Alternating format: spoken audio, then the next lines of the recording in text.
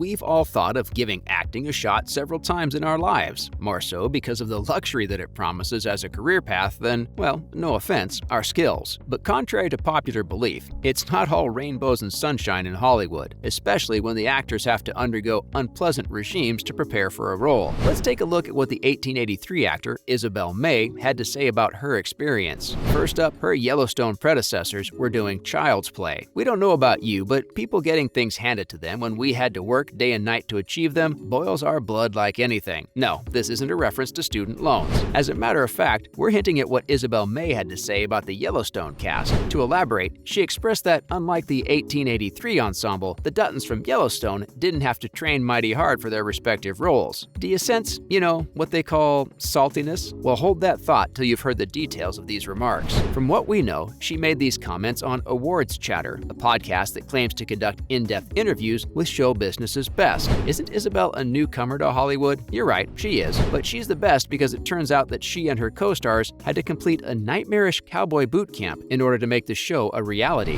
Can you imagine how hard that must have been for her as a newbie? Yeah, the fact that she still managed to sweep everybody off their feet as Elsa Dutton is what makes her an accomplished person, as the description for the podcast puts it in show business. Yeah, hold your horses, if you know what we mean. We're also going to talk about the camp in a few minutes. But before that, you need to know that it was during her rigorous training sessions at the facility that she learned how her predecessors, or rather successors, didn't have to put in as much effort. To quote her indirectly, the Yellowstone cast's training was child's play compared to what they were undertaking. No, she didn't divine any of it. In fact, the wranglers, aka the people who tend to the horses, involved with both the cast's preparations, told her that she and her colleagues were doing the real stuff. If only they had minded their own business, you wouldn't be watching this video today. All jokes aside, and now that we've elaborated on her remarks, it's for you to decide whether they're salty or just the cold hard facts. What say we take a look at the boot camp, just to give you some more perspective on where she's coming from. Let's yeehaw into it, shall we? And now, the cowboy camp that made May sweat her B-words off. If you thought Taylor Sheridan was an innovator of the first degree with his ideas to send the cast off to a boot camp, boy were you mistaken. Plenty of directors have done that before. Take Tom Hooper of Cats as an example. Hooper, a lot like Sheridan, made the actors go to a cat school, where they, and we wish we were making this up, learned how to act like the perfect felines. But what sets the school apart from the camp is that it wasn't training the cast on how to mimic a cross-country trek, that too in Texas. Yep, the 1883 cast, including May, had to practice horse riding and herding in 103 to 106 degree Texas weather. When you put it like this, her comment about sweating her B-words off